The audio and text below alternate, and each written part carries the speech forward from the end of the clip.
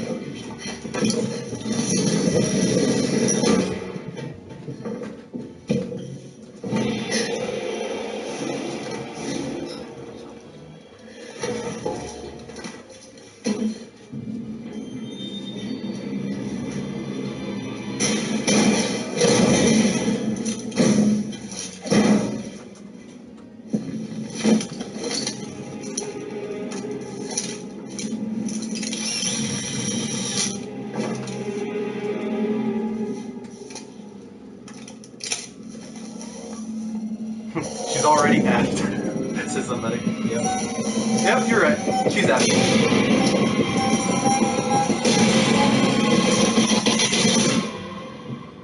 What's really cool about the trailer at the very end is you heard that siren sound, that and that was the original Alien trailer way back in the 80s. Ridley Scott released that trailer, and that's just like a heart-pounding sound. And then Prometheus also used it again, and now you heard it in Alien Isolation, because it's really trying to stay true to the Ridley Scott Alien. Especially the first one, which deals with one alien on the ship, trying to find it, trying to locate it, trying to get it off the ship. Because we've had so many different alien games called Aliens. Now we have Alien Isolation, one girl versus one alien. Although you wake up at the beginning of the game, I think, with a full cast and full crew, something along those lines. Because we see in this gameplay trailer here, I think this is pretty early in the game. Yeah. In this, so you guys can watch this while we talk. Yeah, no. So, did you explain the time period? The time period is after Ellen. I have it actually written in here. Ripley, because I think, as a lot of you guys know, the fans of the Alien series, Ripley was the big character in Alien, the Ridley Scott movie, and in the second Aliens, spoiler alert, she is trapped in space in hypersleep for a very, very long time. During that time period, this is where this game takes place. Her daughter goes up into space to try and find her. There's actually an exact time period, too. Oh, there's an exact time period. Yeah, it's 15 years after the first movie, but that actually places it 42 years before the second movie. Because she's in hypersleep for that long. Yeah. Because when Ripley wakes up in Aliens, her daughter is literally already dead. It's really sad. That's in the extended version. They actually cut that out of the original. But her daughter died while, and not from the game. Unless they changed canon, she doesn't die in the game. She died of old age. She grew up and died before Ripley woke up. So moving on from that, obviously this is a survival horror type game, which is why a lot of people were excited about it, because we've had our action Aliens games. It's more the style of game that this franchise deserves. I feel like. I feel like it. I feel like it there's makes a lot sense. of people in the action side for the James Cameron style Aliens movie. I personally, I'll be honest with you, I've never actually watched any of them full on. I've never watched the full. Aliens is a great movie, but that really is the case. You got a horror movie versus an action movie, and we had Colonial Marines, which was action, and they wanted to get that taste out of our mouths. You mean awful? Yeah, it was awful. You're right. Okay. It was. You said action. That too. But to get that taste out of our mouth, I don't know when this was started development-wise, but this is definitely a palate cleanser in a way. Right. And there's already, people have seen it. The reviews were able to come in early. Yeah. And they've been okay. Okay. But there's actually, especially for people that are I'll put it this way, from everything I looked at for the descriptions and even reviews by people that love the movie Alien, they love it. If you're a fan of survival horror game, if you're a fan of the Ridley Scott movie, I should say, you're gonna actually very much enjoy this game with a couple issues that the people had. So our donator Intro Speak said Isolation looks awesome. I really like the slow, methodical nature of the game. Very different from what we saw previously in Colonial Marines. Because this one, you fight only the main alien, but that's not the only creature you fight. There's a lot of hiding involved in this game, a lot of surviving, a lot of using tools to locate where the alien is so that you can get around him, maybe set some traps up, something along those lines. Now, that's not to say you're helpless against other foes. There are weapons to fight off the other humans and androids, aka working Joes, that are in your way. These weapons are upgradable as there is a crafting system. In the Thursday trailer I played called Stomp, we saw your first glimpse at a android that seemed to be attacking the main character. Thank you for the Twitch art, guys. They're very weird looking too. Yeah, for some reason it was on fire. Now the humans, I don't know too much about what the issue is that she has personally with the other people on the ship, but apparently the humans are going to be patrolling the hallways. You'll have to avoid them or kill them. The problem is any actions you do could make you all get hurt by the alien and it could come and attack all of you. The working Joes, however, are the ones that really control Apollo, which is like Mother from the original movie. Yeah. So they're going to be more, this is business, this is what we need to get done. We have to also still be wary of them because they will alert the humans to your presence. Sure. Thank you to Joey for coming in the room. Van Terra is here. And we also had another guy who said that $40 would probably be when he would pick up Alien, which is fine. Yeah, I mean, wait for a discount maybe in that AAA echelon right now, but it might be worth picking up for $40 because, you know, if you're a fan of the survival horror drama genre, if you're a fan of Alien in general, it's probably worth picking up. Now, you can hide from the alien in various places, like under tables, in lockers. Player can hit a button to make Amanda, the main character, Amanda Ripley, hold her breath even, because the alien is going to be listening for noises. Everything. Yes. It's going to actually be tracking you by your scent even. It's kind of funny because that was there was a Ryan McCaffrey review on IGN. It's kind of infamous right now because it's actually the lowest that I've seen. It got a 5.9 on IGN. But one of his complaints that a lot of people are really harping against is unpredictable AI. And isn't that a good thing? Don't you want unpredictable AI? What is your issue? Yeah, that's a great thing. Unpredictable AI, and that's actually a big thing. And they're claiming that it's extremely smart. And that's actually some of the other things. Even people that like the game, so what is it? Creative. Who is it? What's the name of the creator of the game? It's Creative something. I'm not sure off the top of my head. I'm sorry. I can't remember. Somebody, if you know, but who's the developer on this one? But I don't understand. Like even the ones that liked it, you know, said that they claimed it was a super smart AI. You know, that it was going to adapt, and all they really did was change how it perceived what you did. The farther you got in the game. The creators basically anticipated how you were going to start acting later in the game in order to get past certain areas and made the alien react to that. That's pretty cool. But it's still good. You know, it still changed everything up.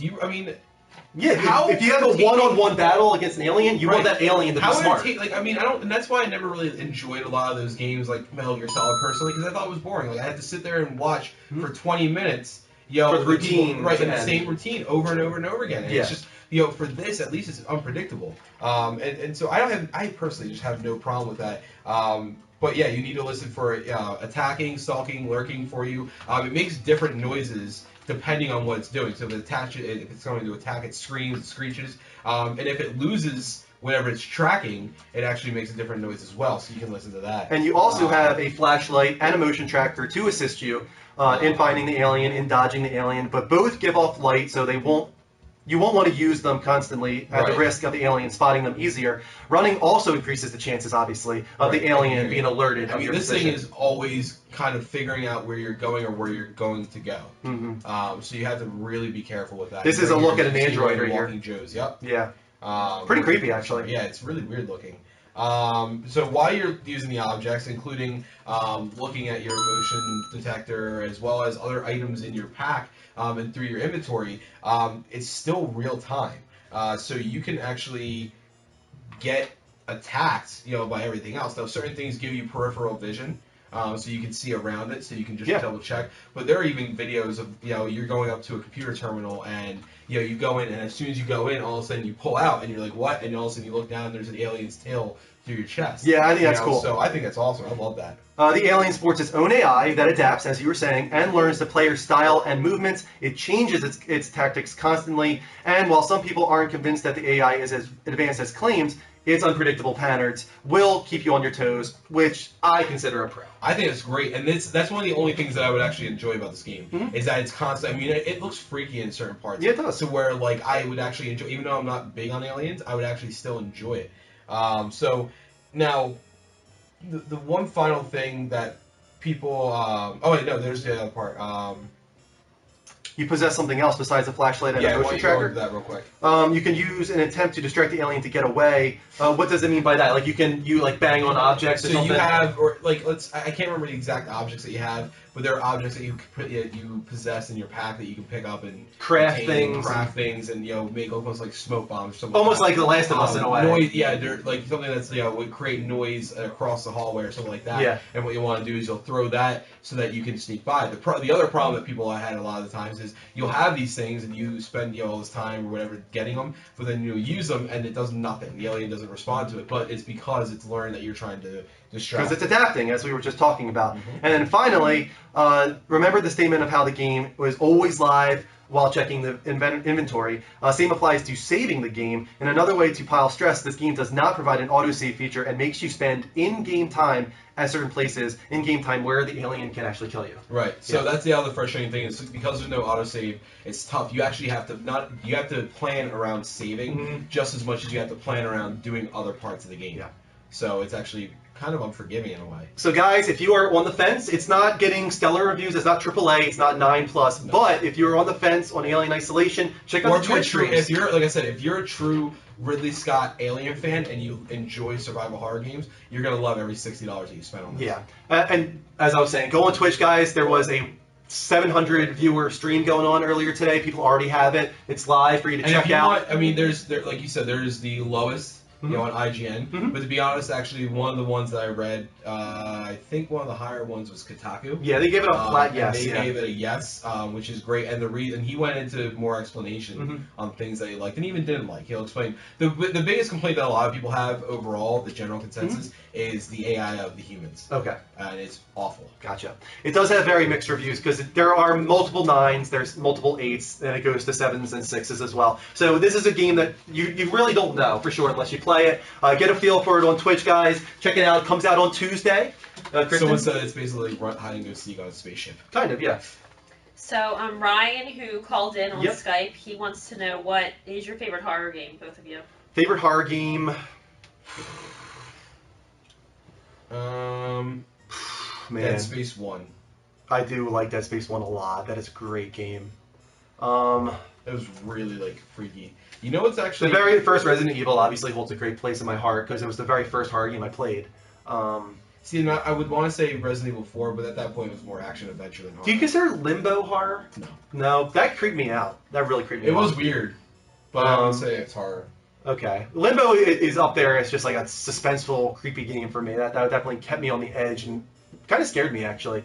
That's a pretty cool one. There are a lot of games that actually scare me. Journey scared me at moments. Like when I was down in the one underground area that's really dark and there's that one serpent-like creature trying to find you. That was freaking scary. But that's not a horror game, you're right. I think probably Resident Evil, just the nostalgia factor there is what really does it for me. I love Resident Evil 4, obviously. Right. Excellent game. Again, that's more action adventure. Yeah. I mean, the dogs, I'll tell you, I mean, everybody that played the original Resident Evil when it came out, the dogs. Yeah, the dogs in the hallway.